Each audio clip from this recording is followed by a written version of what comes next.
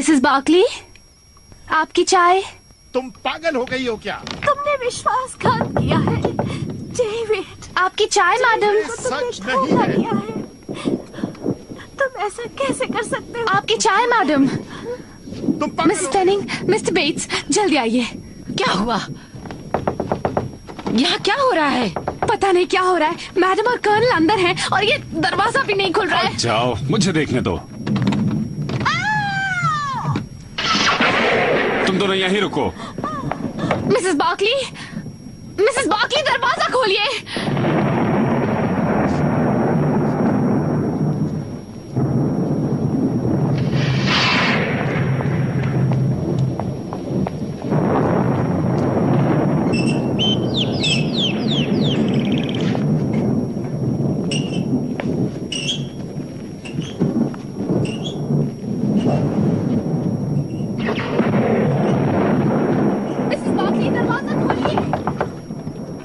दरवाजा अंदर से भी बंद है, चाबी भी नहीं मिल रही है।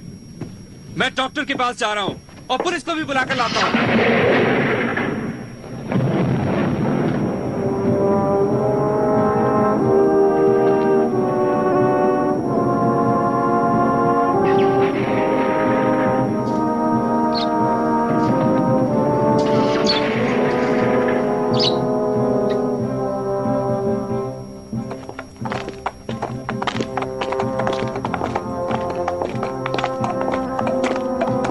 देखा तुमने ये सब होम्स? बहुत शानदार बटालियन है ये, द मेलोज फर्स्ट क्लास। जब मैं घायल होकर घर वापस आ रहा था तो इनमें से बहुत सैनिक ओरेंटिस जहाज पर थे। इन्होंने भारत में भी काफी नाम कमाया। गदर के समय शानदार काम किया था। ये केस लेकर तुम्हें पछताना नहीं पड़ेगा। संतरी सावधान।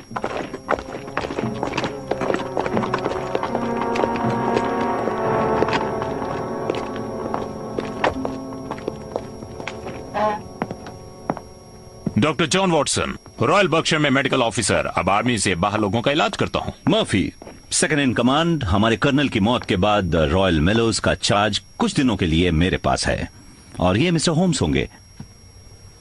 प्लीज।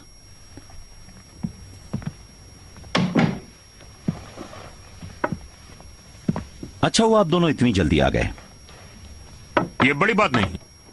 मैंने होम्स को बताया है कि आपको अपनी रेजिमेंट को अफवाहों से बचाने की कितनी फिक्र है। Thank you. अपनी रेजिमेंट की इज्जत बचाना मेरा काम है। और फिर भी अखबारों को देखकर लगता है कि अफवाहें फैल सकती हैं। बिल्कुल नहीं। देखिए, रिपोर्टर्स को दूर रखने के लिए मैं जो भी कर सकता था वो मैंने किया है और इसी वजह से उनका शक मजबूत हो गया। उन्होंने जो कुछ भी लिखा है उससे तो यही पता चलता है कि उन्हें किसी राज की बू आ गई है। हाँ, लेकिन अब उनका ध्यान दोबारा खींचना तो गलत बात होगी। बिल्कुल। आप समझ रहे हैं हमें आपकी कितनी जरूरत है मिस्टर होम्स?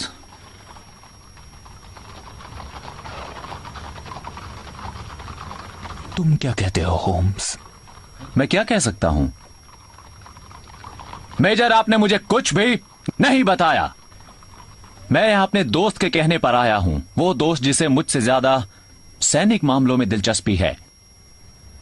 अब जब मैं यहां पर आ ही गया हूं तो प्लीज मुझे सच्चाई बताइए।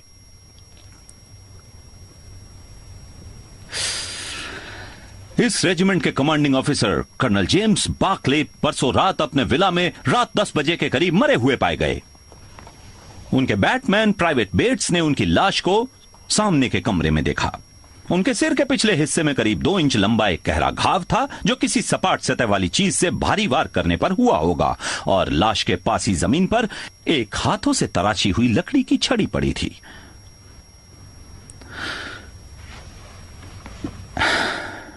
पास के एक सोफे पर बेहोश पड़ी पाई गई नैन्सी मिसेस बार्कले। आगे बताइए मेजर मर्फी। नौकरों को कर्नल और मिसेस बार्कले की जोरदार बहस की आवाजें सुनने के बाद चिंता हुई। उन्होंने कमरे में घुसने की कोशिश की मगर वो अंदर से बंद था। बेट्स को पीछे वाले बागीचे में जाकर फ्रेंच खिड़कियों से अंदर जाना पड़ा। और उन्हें मिसेस बार्कली पर शक है। जी हाँ, मगर वो ऐसा घिनौना काम नहीं कर सकती। मैं स्वर्गीय कर्नल का कई सालों से सेकंड इन कमांड हूं और नैन्सी बार्कली को अच्छी तरह से जानता हूं। हाँ, क्यों नहीं।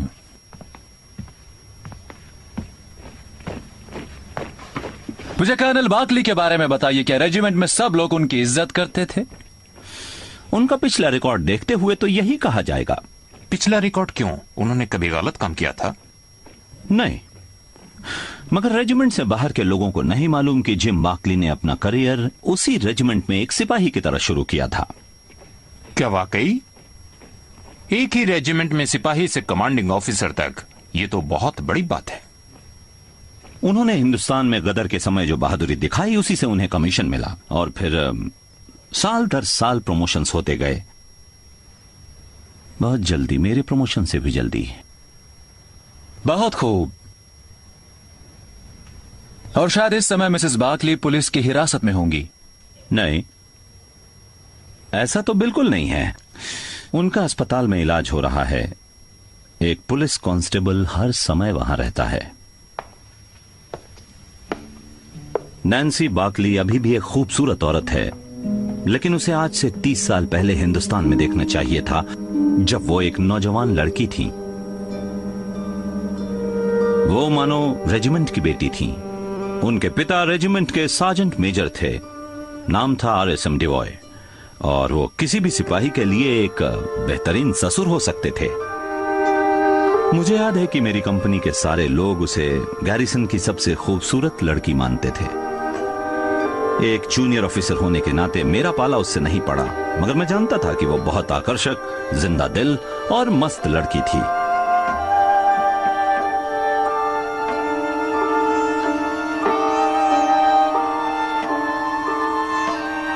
ये बात सबको मालूम थी कि रेजिमेंट में सिर्फ बार्कली ही अकेला नहीं था जो उससे शादी करना चाहता था, मगर आखिर में नैन्सी ने उसी को चुना।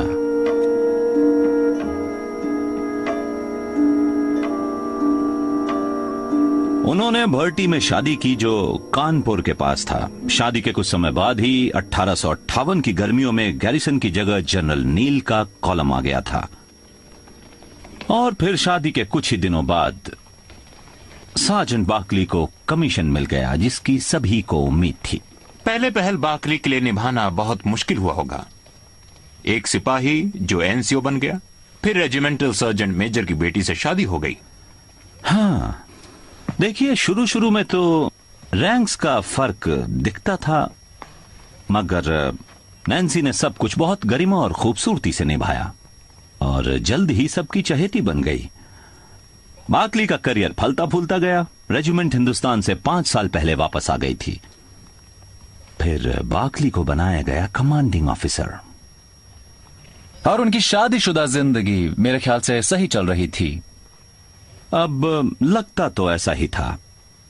लगता था? बहुत से लोगों को उनकी शादीशुदा जिंदगी खुशहाल ही लगा करती थी।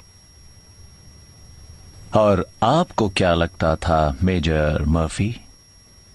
मैं सेकंड इन कमांड होने के नाते कई बार बार्कली के घर गया था, और मुझे उनकी जिंदगी का एक दूसरा पहलू दिखा।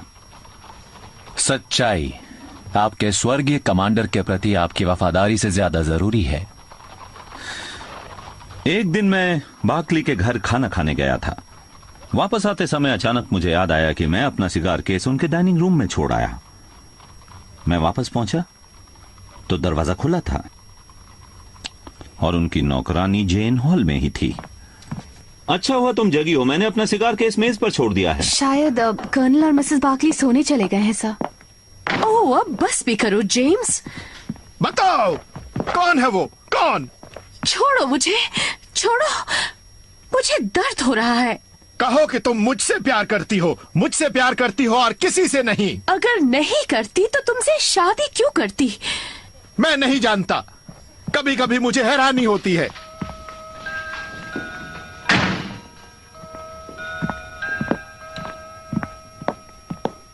और मेजर मर्फी, बाकली की ये जलन आपके घर छोड़ने के कुछ समय बाद ही नैन्सी पर निकली। मुझे बताइए मेजर, क्या कर्नल बाकली एक हिंसक आदमी थे? कभी कभी वो जूनियर ऑफिसर्स को बहुत कड़ी सजाएं दिया करते थे। ऊपर पहुंचने के लिए उन्होंने बहुत एड़ियां घिसी थी।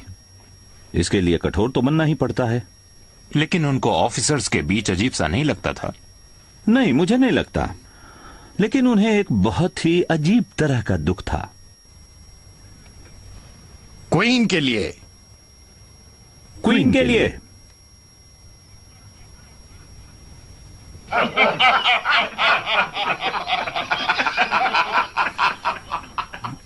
कभी कभी जब हम पुरानी लड़ाइयों की बात करते थे, जैसे कि क्राइमिया, गदर, अफगान युद्ध, तो उनके चेहरे से हंसी ऐसे गायब हो जाया करती थी जैसे किसी ने पोंछ दी हो।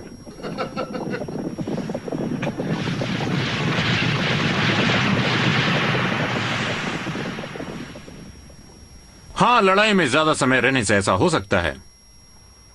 मैंने बादशाह में ऐसे लोग देखे हैं। आपने कहा था कि लाश के पास आपको एक नक्काशीदार लकड़ी की छड़ी मिली थी। कर्नल उसे हिंदुस्तान से लाए थे? नौकरों ने बताया है कि उन्होंने उसे कभी भी नहीं देखा है, और मैंने भी उसे पहले कभी नहीं देखा था। वो तो काफी लंबी थी। और पुलिस ने शायद जांच पड़ताल के लिए उसे अपने पास रख लिया होगा। हाँ, वो मानते हैं कि खून उसी से हुआ है। ओह, तो ये बात है। मेरे ख्याल से अगर हम मिसेस बाकली से बातचीत कर सकें तो ठीक है, नहीं तो उनके घर जाकर ही हम अपनी खोजबीन शुरू करेंगे। पर मिसेस बाकली तो अभी तक बेहोश हैं। मुझे भी लग रहा था।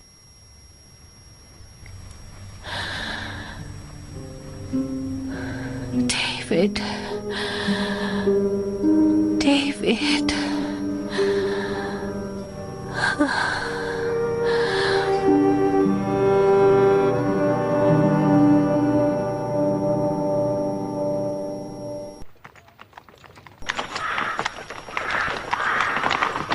होम्स, हो सकता है मिसेस बाकली का कोई प्रेमी हो और कर्नल को पता चल गया हो। मेजर मर्फी उनके काफी करीब लगते हैं। जो ऑफिसर्स और उनकी बीवियां इंग्लैंड से बाहर गर्म जगहों पर रहते हैं, वहां इस तरह की बातें अक्सर होती रहती हैं। मुझे सैनिकों की जिंदगी के बारे में बताने का शुक्रिया वॉटसन। अगर मेजर मर्फी और मिसेस बाकली के बीच कुछ होता तो क्या उसने वो सिगार केस वाला किस्सा हमें सुनाया होता?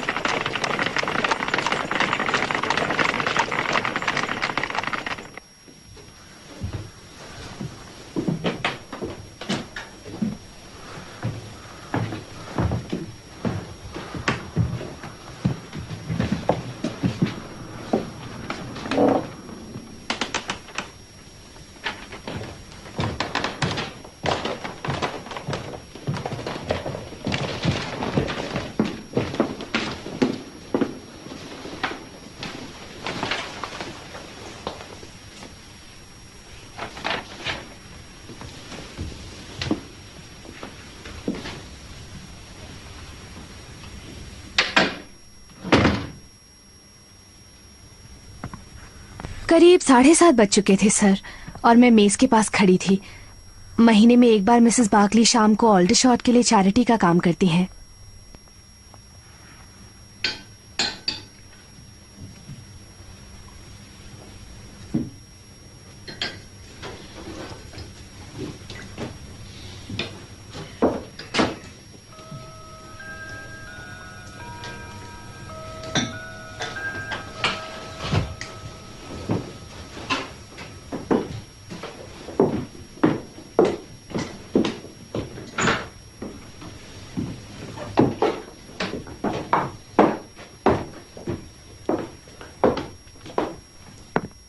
तुम इतनी जल्दी में क्यों हो नैन्सी?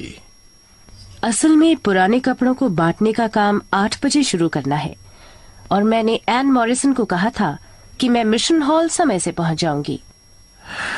ठीक है, अगर तुम गंदे गली कूचों में जाकर कोई गंदी बीमारी अपने गले लगाना चाहती हो तो ये तुम्हारी मर्जी है। मैं मानती हूँ कि जितना इंसान को मिले उतना ही उसे वापस देना भी चाहिए।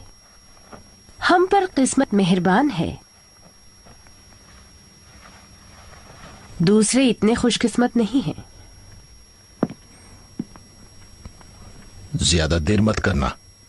नहीं करूंगी।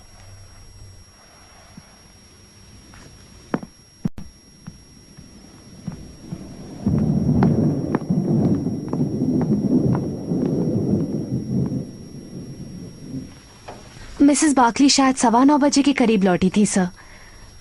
मैं किचन में रसोइये के साथ बर्तन धुलवा रही थी। दूर कहीं बिजली कड़की और मैं मिसेस फेनिंग से कह रही थी कि तूफान आने वाला है, तभी अचानक सामने के कमरे की घंटी बजी। मैंने वहां जाकर देखा तो मिसेस बाकली वापस आ गई थी। वो कमरे में इधर उधर घूम रही थी सर, बहुत घबराई और परेशान थी।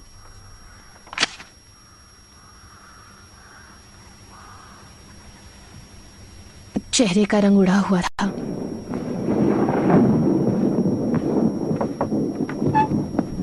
आपने बुलाया मैडम?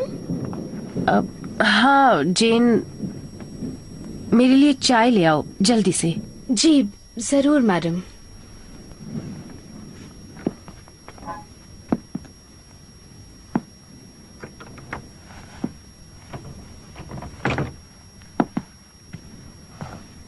जेन, इधर आओ।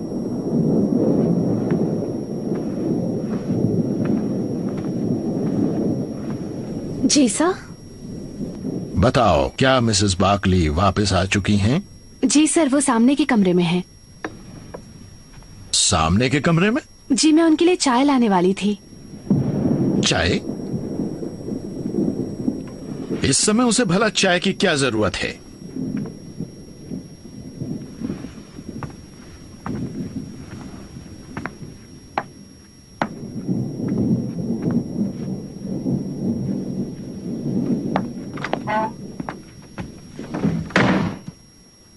और शायद वो आखिरी बार था जब किसी ने कर्नल बाकली को जिंदा देखा था। जी सर। क्या तुम कोई वजह जानती हो कि रात में उस वक्त मिसेस बाकली इस कमरे में क्यों आई जबकि यहां आग भी नहीं जली थी? नहीं सर। क्या वो अक्सर कर्नल के सामने आने से कतराती थी? क्या तुमने कभी उन्हें बहस करते देखा था? मेरे सामने तो कभी नहीं सर। जब तुम मिसेस बाकली की चाय लेकर लौटी तो तुमने दरवाजा बंद पाया और जोर की आवाजें सुनी। उस समय तुमने क्या सुना? वो बहस कर रहे थे सर। मिसेस बाकली ने कर्नल को कायर कहा। उन्होंने कहा कि तुमने मेरी जिंदगी बर्बाद कर दी है। मिसेस बाकली ने जोर से डेविड का नाम लिया और ऐसा उन्होंने 2 बार कहा। डेविड? तुमने ठीक से सुना था? साफ साफ सुना था सर। लेकिन कर्नल का नाम जेम्स था। क्या तुमने उससे पहले भी मिसेस बाकली को यह नाम लेते सुना था? नहीं सर, मुझे नहीं लगता कि वो या कर्नल किसी डेविड को जानते हैं। और मेजर मर्फी को घर में कहते हैं पैट्रिक। क्या हाल ही में कोई मेहमान आया था जिसका नाम डेविड हो? मुझे ऐसा नहीं लगता सर। और वो छड़ी जो कर्नल बाकली की लाश के पास मिली थी, तुमने पहले देखी थी?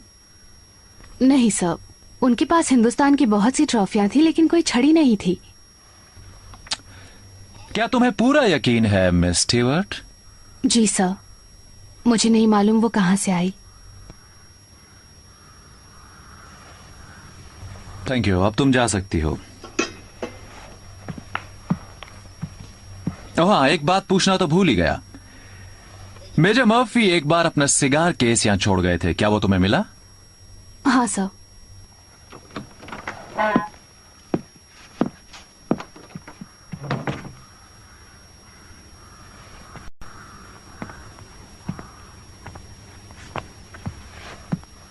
और कर्नल की लाश यहां पड़ी थी सर। सिर उस खिड़की की तरफ था। हाँ सर, आपको अभी भी वहां खून का निशान दिखेगा। लेकिन सबसे डरावनी चीज थी उनका चेहरा। उनका चेहरा? जब मैंने उन्हें पलटा तो उन्हें देखकर डर के मारे बेहोश होते होते बचा। उनके चेहरे पर जो डर और खौफ था, उससे वो और भी ज्यादा डरावने लग रहे थे। जैसे उन्होंने अपनी मौत सामने देख ली हो। बिल्कुल हो सकता है सर। Thank you bets. वो क्या था, कैसा राक्षस था जिसने कर्नल को इतना डरा दिया था? वो नैन्सी बाकली तो नहीं हो सकती। ये दरवाजा चाबी से बंद था सर, और इसकी चाबी भी गायब थी। गायब? हाँ, आखिर थक कर हमें ताले वाले को बुलवाना पड़ा। आपने चाबी को अच्छी तरह तलाश किया था? हमने सब जगह ढूंढ लिया, मिसेस बाकली के पास नहीं थी और कर्नल की जेब में भी नहीं थी सर। Thank you Mrs फेनिंग।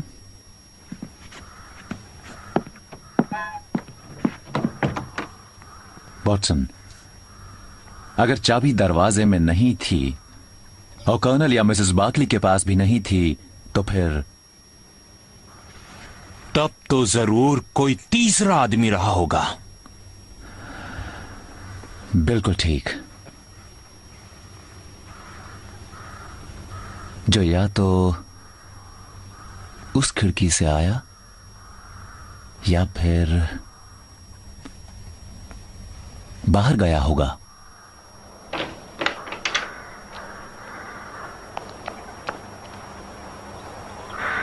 ये बेट्स के पैरों के निशान हैं।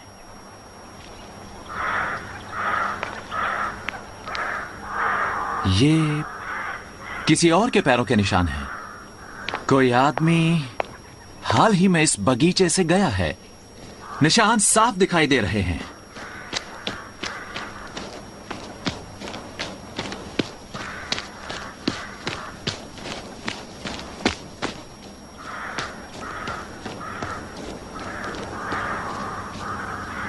वो उस खिड़की से कूदा और फिर बाहर चला गया। वॉटसन, हम सही दिशा में खोजबीन कर रहे हैं।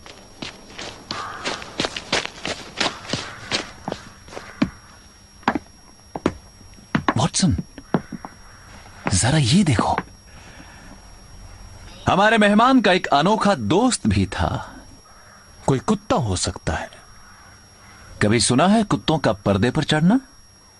तो फिर बिल्ली होगी। ये पंजों के निशान ना तो बिल्ली के हैं, ना किसी बंदर के, और ना ही किसी ऐसे जीव के जिसे हम जानते हैं।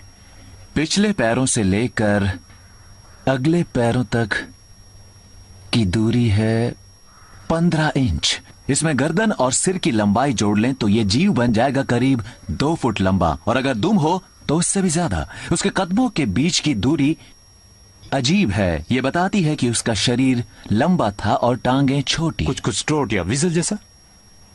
और हम जानते हैं कि वो मांसाहारी था। तुम्हें कैसे पता चला? तुम्हें मालूम है वो पर्दे पर क्यों चढ़ा? चिड़िया के लिए। सही समझे। पर वो जानवर कौन सा था?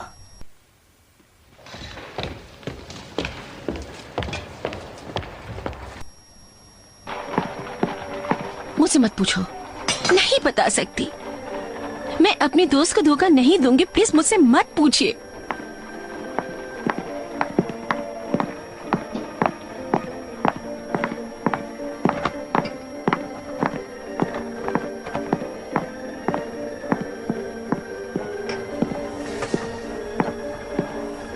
मिस मॉरिसन, जब 2 रात पहले मिसेस बाकली यहां आने के लिए अपने घर से निकली तो बहुत खुश थीं और संतुष्ट भी। 2 घंटे बाद जब वो लौटी तो बिल्कुल बदल चुकी थीं, और अब पुलिस को उन पर खून करने का शक है। आपको अपनी दोस्त की खातिर इतना तो करना चाहिए। आपको मुझे बताना होगा कि उस रात क्या हुआ जिसने उन्हें बदल दिया। अच्छा ठीक है, अगर मेरे कुछ कहने से वो बच सकती है तो मैं चुप रहने का वादा तोड़ देती हूँ। तो उस दिन कुछ हुआ था। हाँ, अजीब बात थी। मैं आपको बता दूं कि यहाँ बहुत अलग अलग तरह के आदमी कई तरह की हालात से आते हैं। लेकिन मैंने उस रात जो प्राणी देखा वैसा डरावना और घिनौना आदमी मैंने पहले कभी नहीं देखा था। उसकी पीठ पर कुबड़ था, वो लंगड़ा भी था और अपने घुटने झुकाकर चल रहा था। उसका चेहरा बहुत ही काला, झुर्रियों वाला और ऐसा पिचका हुआ था जैसे सूखा हुआ सेब हो। मैंने उस समय सोचा कि इस दुनिया में वाकई कुछ लोग ऐसे हैं जिनके साथ किस्मत ने बहुत ही भद्दा मजाक किया है।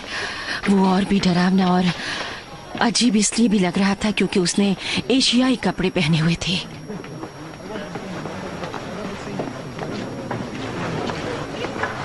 मैंने नैन्सी को उस आदमी को दिखाकर कहा कि हमें इसकी खास तौर पर मदद करनी चाहिए।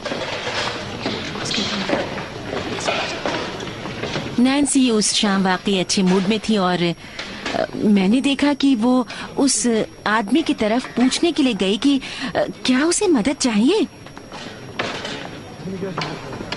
और अचानक नैन्सी एकदम बदल सी गई। वो उस आदमी से बातें कर रही थी और अचानक ही उसके चेहरे का रंग उड़ गया। ऐसा लग रहा था जैसे उसने भूत देख लिया हो। वो आदमी भी उसे देखकर अजीब सा व्यवहार कर रहा था क्योंकि वो अपने हाथ जोर जोर से हिलाकर बात करने लगा। और फिर वो दोनों हॉल के एक कोने में चले गए और कुछ देर तक वहाँ बातें करते रहे। फिर मैंने देखा कि वो आदमी गुस्से में चिल्लाया और अपनी मुट्ठी हवा में घुमाते हुए वहाँ से चला गया।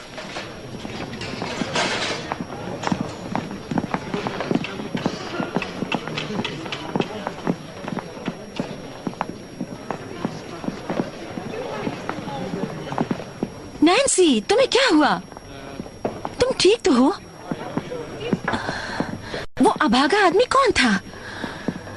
मेरी पुरानी जान पहचान का है, बहुत दुखी है बेचारा। वादा करो एनी, तुम ये बात किसी को नहीं बताओगी?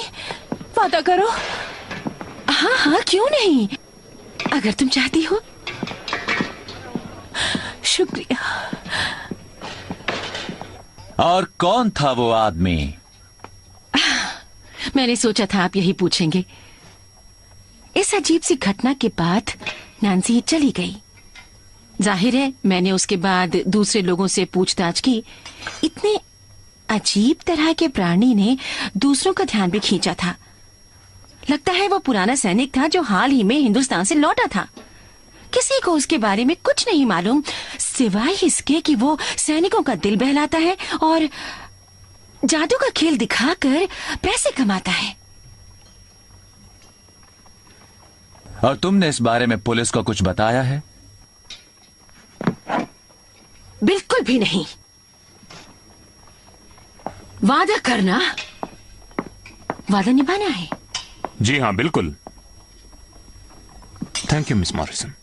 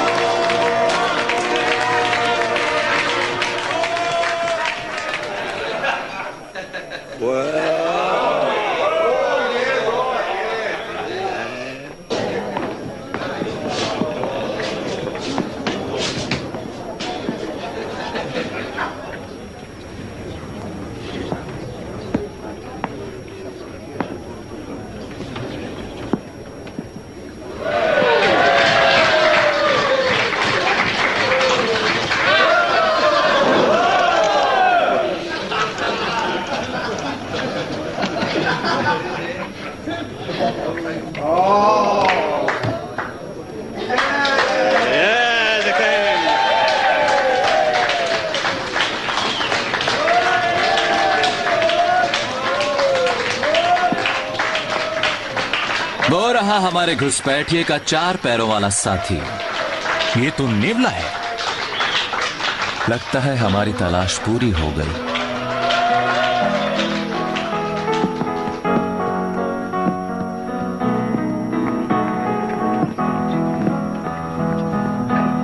मिस्टर हेनरी वुड, शायद आप हिंदुस्तान से आए हैं। क्या मैं आपसे कुछ पूछ सकता हूँ?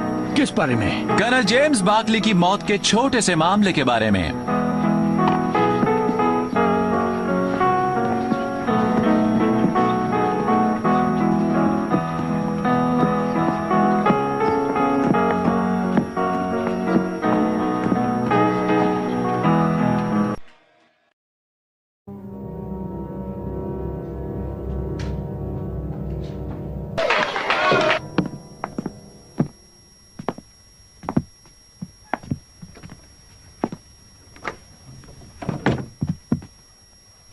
वो निर्दोष है, मैं आपको पूरा यकीन दिलाता हूं। तो तुम हो मुजरिम?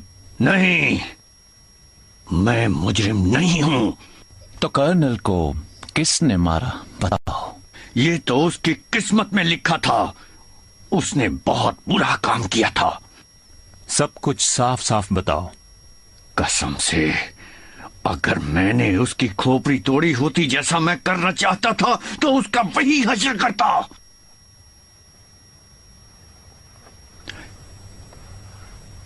लेकिन मुझे इसकी जरूरत ही नहीं पड़ी। मैं आपको अपनी कहानी बताऊंगा, क्योंकि मैंने ऐसा कुछ नहीं किया जिससे मुझे शर्मिंदा होना पड़े।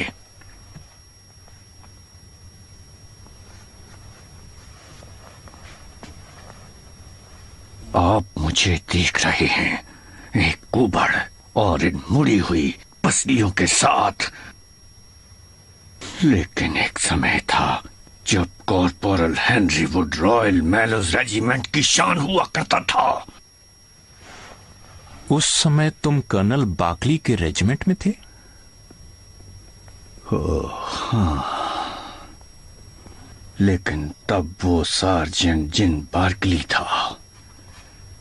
हम एक ही कंपनी में थे और हम दोनों में कुछ और भी एक जैसा था। हम दोनों ही एक लड़की से प्यार करते थे, नैन्सी डिवॉय। हाँ, रेजिमेंट के सार्जेंट मेजर की बेटी। हाँ, उसे दो आदमी प्यार करते थे, मगर वो सिर्फ एक को चाहती थी।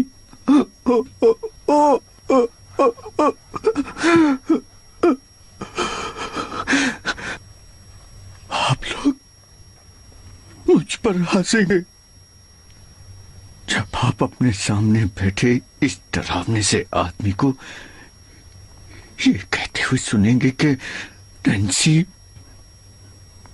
मुझे प्यार करती थी क्योंकि मैं बहुत खूबसूरत था, बहुत खूबसूरत।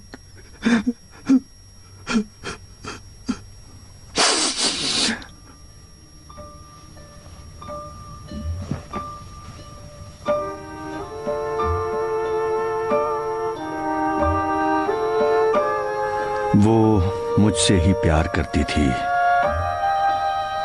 लेकिन चाहे मैं उसके दिल में था, उसके पिता मुझे पसंद नहीं करते थे। मैं बहुत ही जिंदा दिल, मस्त किस्म का इंसान था, मगर हमेशा ईमानदार और दिल का सच्चा भी था। लेकिन नहीं, नैन्सी के पिता चाहते थे कि वो बार्कली से शादी करे, क्योंकि वो गड़बड़ी से खुद को दूर रखता था, हमेशा सही चीजें करता था। मेरी तरह नहीं कि नैन्सी को ऐसी जगह ले जाए जहां उसके पिता जाना पसंद न करें। इसके अलावा बार्कले पढ़ा लिखा था और उसे स्वॉर्ड बेल्ट के लिए चुन भी लिया गया था। जाहिर है कि RSM डिवॉय को बार्कली अपनी बेटी के लिए एक बेहतर पति लगता था। लेकिन नैन्सी ने मुझसे हर कदम पर वफादारी निभाई। नैन्सी डिवॉय अपने प्रेमी से शादी क्यों नहीं कर पाई? 1857 में बरसात के दिन थे जब हिंदुस्तानी सिपाहियों ने अंग्रेजों के खिलाफ गदर शुरू किया। रेजिमेंट भर्ती में ही कैद हो गई। हमारे चारों तरफ 10,000 क्रांतिकारी थे जिन्होंने हमें शिकारी कुत्तों की तरह घेर रखा था। हमारे पास खाना और हथियार खत्म हो गए थे और हमें जनरल नील के कॉलम को संदेश भेजना पड़ा जो आगे बढ़ रहे थे। हमारी मदद का यही एक रास्ता था। हमारे कंपनी कमांडर ने एक स्वयंसेवक मांगा, एक तंदुरुस्त और जांबाज सिपाही जो रात के अंधेरे में गैरिसन से निकलकर मैदान के दूसरी तरफ जाकर कॉलम से बात कर सके। एक मूर्ख की तरह मैंने हाँ कर दी। ये एक खतरनाक मिशन था और फिर हजारों जानें दांव पर लगी हुई थी, लेकिन मुझे बार बार नैन्सी याद आ रही थी।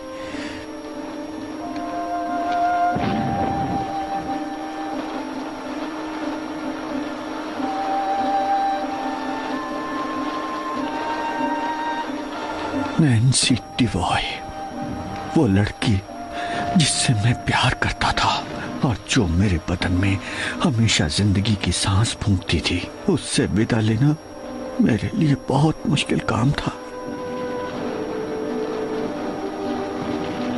जब हम एक दूसरे को निशानी दे रहे थे तो मैंने नहीं सोचा था कि मैं उससे 30 सालों के लिए विदा ले रहा हूं। वो सार्जेंट बार्कली था, मेरा दुश्मन, जो उस रात मुझे दुश्मन के इलाके में भेजने के लिए वहां था। उसने कहा कि उसे गैरिसन के आसपास का सुरक्षित रास्ता दूसरों से बेहतर मालूम है। मैं सफर पर जाने के लिए तैयार था और जिम बार्कली मुझे उस सफर का सही रास्ता बताने के लिए तैयार था।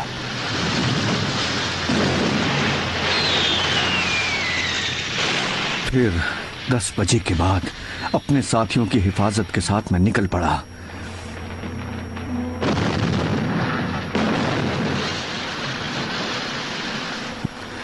बार्कली ने मुझे एक धारा के साथ चलने को कहा जो एक गली की तरफ जाती थी। उसने कहा था नीचे उतरने का यह सबसे सुरक्षित रास्ता है। उसने ठीक रास्ता बताया था।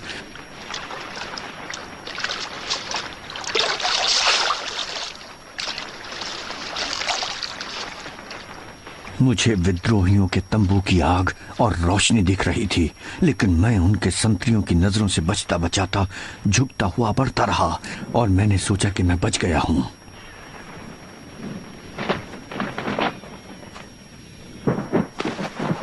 लेकिन तभी वो घटना घटी। मुझ पर हमला हुआ, मेरे सिर पर बहुत जोर का वार हुआ और मेरे सामने सब घूमने लगा। जब होश आया तो मैं एक मुर्गे की तरह बंधा हुआ पेड़ से लटक रहा था। बाहों में इतना दर्द था कि लग रहा था जैसे उन्हें उखाड़ने की कोशिश की गई हो। मुझे दर्द की परवाह नहीं थी, मगर मैं अपने मिशन में फेल हो गया था। जिन्हें मैं बचाने निकला था, अब उनका क्या होगा?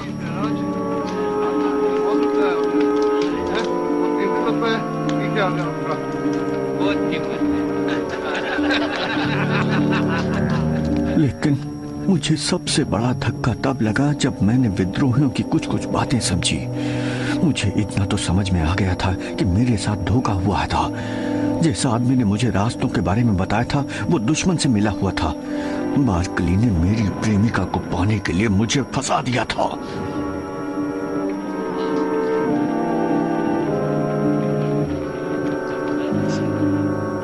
तो आपको जेम्स बार्कली की असलियत पता लग गई?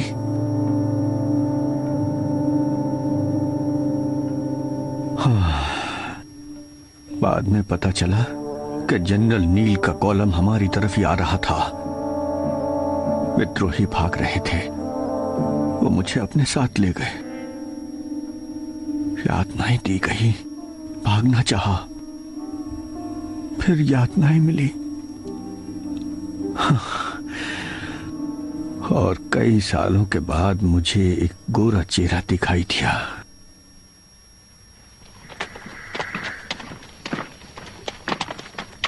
विद्रोही उत्तर की तरफ भागे, पहाड़ियों की तरफ, और मुझे गुलाम बना दिया गया। मुझे एक जानवर से भी बदतर हालात में रहना पड़ा और मेरे बदन की एक एक हड्डी तोड़ दी गई।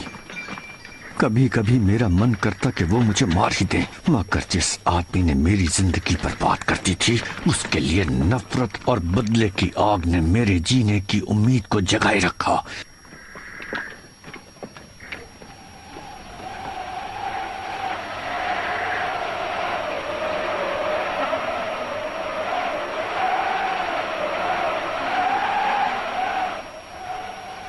एक दिन अफगानी कबीले के कुछ आदमियों ने उन लोगों को मार दिया। उन्होंने मुझे भी मरने के लिए छोड़ दिया, मगर किसी चमत्कार से मैं जिंदा रह गया।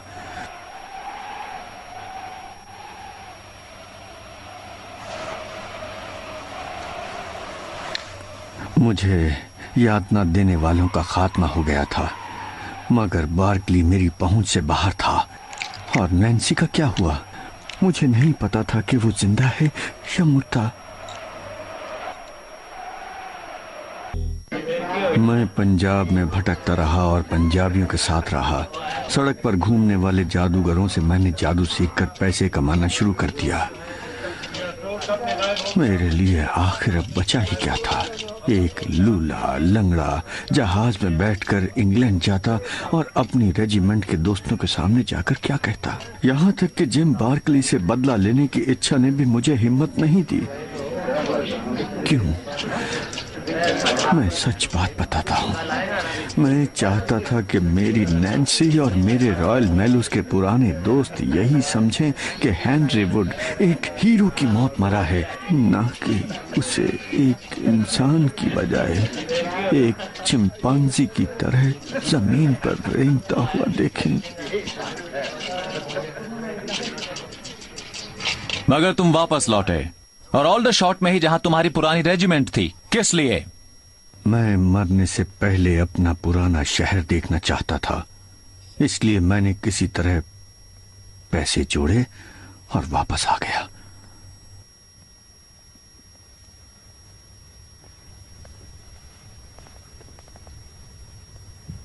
मुझे नहीं मालूम था कि रेजिमेंट यहां एल्डरशॉट में है।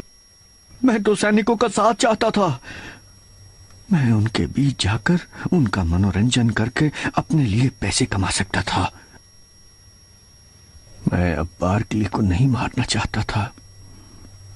बदले की आग हल्की हो गई थी।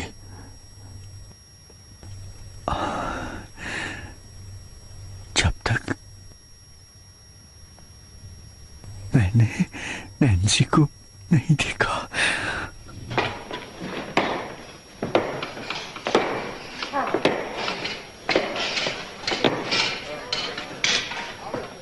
मैंने सोचा कि मैं कुछ अंग्रेजी कपड़े ले लेता हूँ। इन कपड़ों को पहने हुए वैसे भी मैं बहुत जोकर सा लगता था। पहले मेरा ध्यान उन कपड़े बांटने वाली औरतों की बजाय अपने लिए एक मोटा ओवरकोट लेने में ज्यादा था। फिर उनमें से एक मेरे पास आई। मैंने उसे पहचान लिया। वो बिल्कुल भी नहीं बदली थी, वैसी ही खूबसूरत। लेकिन हैरानी की बात थी, वो अभी भी मुझे पहचानती थी। गुड इवनिंग, आपकी कुछ मदद करूं? आप जो ढूंढ रहे थे, क्या वो आपको मिल गया?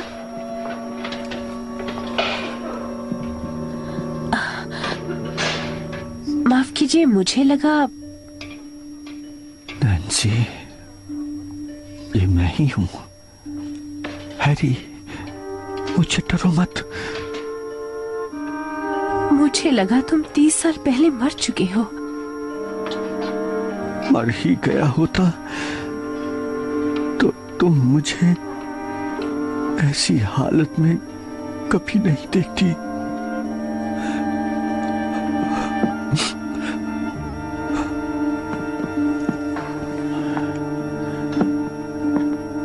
हमने कुछ समय तक बात की। मैंने उसे अपनी कहानी बताई। मुझे उसे नहीं बताना चाहिए था कि उसका पति धोखेबाज है, मगर मेरे मुंह से सारी बातें निकल गई।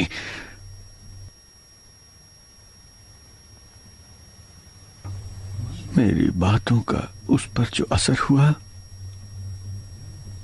वो मैं नहीं देख सका और बाहर आ गया। देखा वो मिशन से बाहर आ गई। मैंने उसका पीछा किया। वो घर के अंदर गई, फिर बत्ती चली।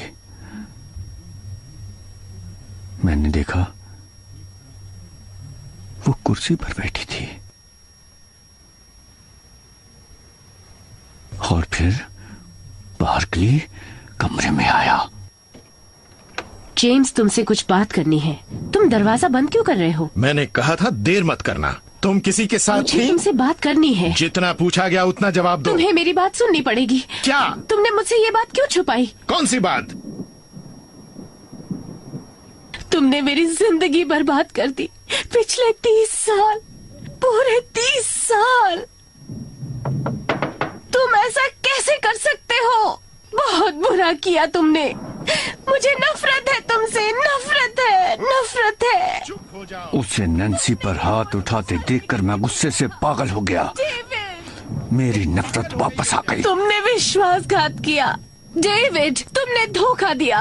ये सच नहीं है। वो जिंदा है, मैंने उसे खुद देखा है। तुम झूठ बोल रही हो। डेविड, तुम पागल हो गई हो। कायर।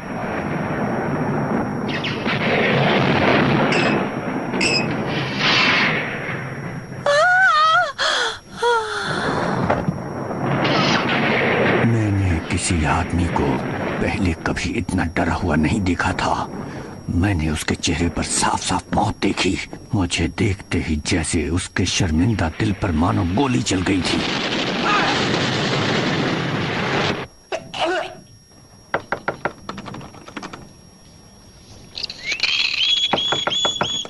वो जंगले पर गिरा, लेकिन गिरने से पहले वो मर चुका था।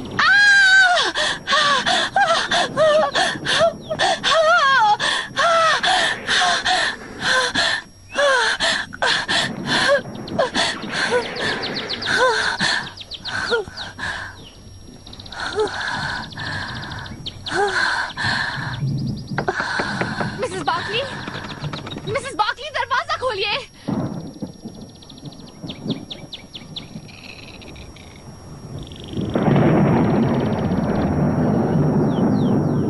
मैंने नैन्सी के हाथों से चाबी ले ली कि दरवाजा खोलकर नौकरों को बुला लूंगा, लेकिन फिर मैंने सोचा कि वहां से निकल जाना ही अच्छा है, क्योंकि लोग मुझे गलत समझ लेंगे। जल्दी में मैंने चाबी अपनी जेब में रख ली और टेडी को पकड़ने भागा, जो पर्दे पर चढ़ गया था। टेडी,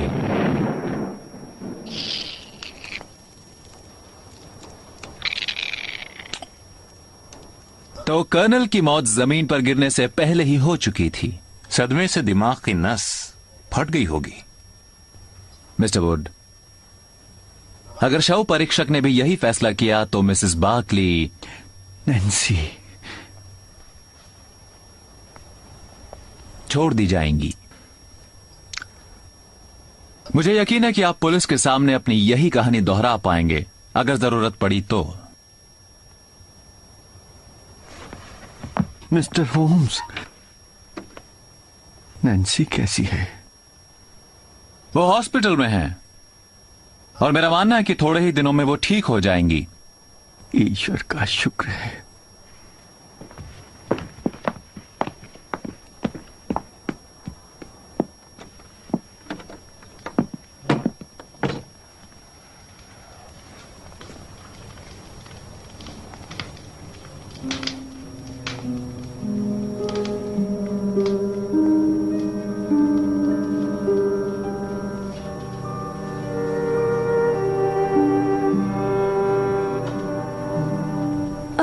एनी, तुम्हें देखकर बहुत अच्छा लगा। तुम अब ठीक हो? हाँ, मैं ठीक हूँ।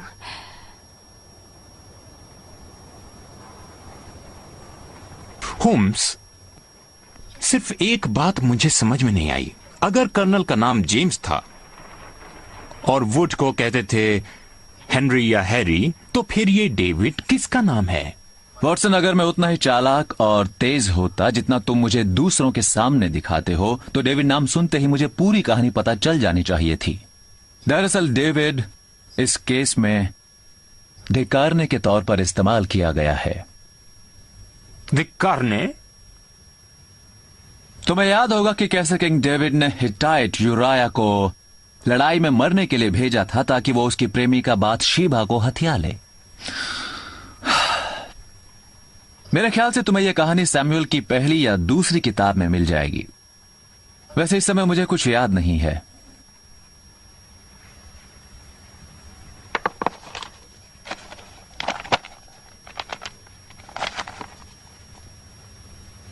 तुमने ठीक कहा होम्स। सैमुअल की दूसरी पुस्तक, अध्याय 11, छंद 14 से 17। ऑल्डरशॉट से लौटने के बाद यहां आकर तुमने पढ़ लिया होगा। तुम्हें कैसे मालूम हुआ? तुमने वाटरलू रेस्टोरेंट का बिल बुकमार्क के तौर पे इस्तेमाल किया है। बहुत खूब Watson. Elementary my dear Holmes.